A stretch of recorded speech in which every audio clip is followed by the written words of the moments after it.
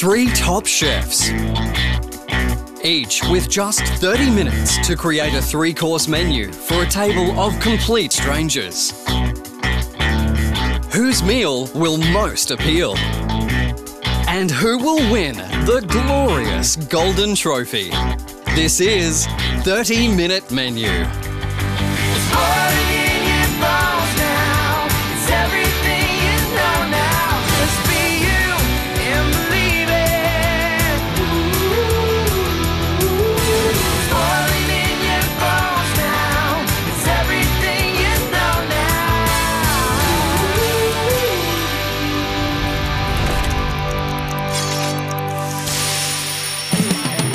Say hello to Brad, Peter and Josh, three of Australia's best chefs with a well-stocked kitchen of ingredients at their disposal. Top Eatery Alchemy provides the battleground as our boys try and outcook each other. But there is one problem. They have no idea who is coming to dinner. I'm hoping it's not a group of vegetarians because I've got a nice looking lamb rack in the fridge. I'm really excited about today. I think I'm going to show them something a little bit different today. Hopefully it's someone exciting. I'm up for a bit of a challenge today. Before they start cooking, our chefs find out just who the diners will be. And this week, it's... Sporting legends, eh? Get away! The legends arrive in just 30 minutes. On your marks, set, go. I'm going to go high end. They have eaten all around the world and they know what their food's all about. And I've worked around the world, so I'm going to give them what I can do. I'm going to make a zucchini flour risotto with gold leaf. So Brad is returning to his roots with high-class, fine dining and will serve up a zucchini flour risotto for entree, truffle-infused roast chicken for main and lemon tart to finish. I'm going to do a wholemeal pasta, a little bit of rabbit in there. Wholemeal pasta's full of carbohydrates, lovely, give them heaps of energy. Athletes need their energy, and Josh is going to give it to them by plating a menu to charge the batteries. His rabbit ragu will pair with seared tuna loin for main and muesli bar with a twist for dessert. Start off, I'm going to do a cherubin. Brad's dad's finally been fishing for us lately up in the Northern Territory. These are a large freshwater prawn. I'll give him a nice little ravioli with it as well. After a life of high discipline, Peter plans on plating 3 decadent courses to delight the sports stars. Kicking off with cherubin ravioli, then into a rack of lamb for main, and rounding it off with banana pudding.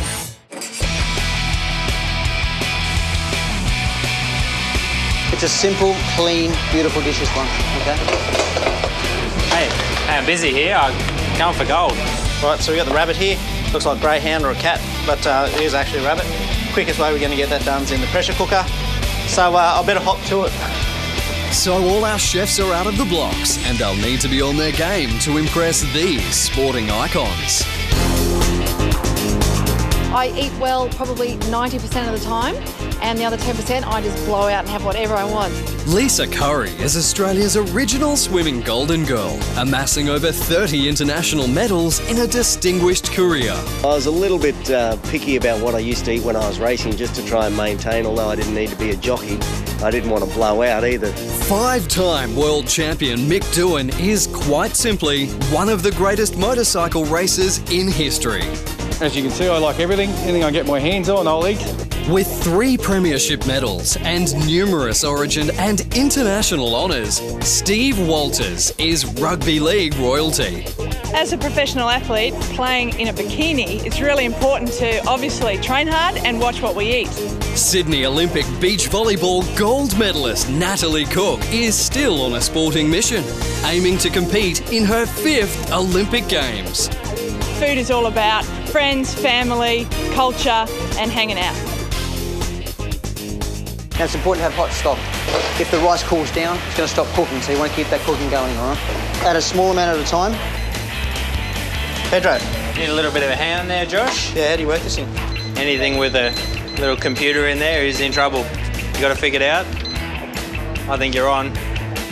No pressure here, mate. We try and use everything we possibly can when it comes to cooking. Instead of wasting these gorgeous flowers, we're going to add them as a garnish today. A little bit of champagne velouté going on. Onions, garlic, thyme in there. A little bit of champagne, or a lot. And while Pete takes a break, Josh gets physical. yeah, working up a sweat here. If the athletes have been there and done that, so fair's fair. I better pull my weight and give it a good honest go as well. Works the gluten, makes the pasta strong so it's not going to fall apart when we're cutting it out. I think I'm pretty good for my entree, so straight onto my lamb rack for the main course. Peter getting a head start on the other guys, and as our athletes know, getting that early advantage can be crucial.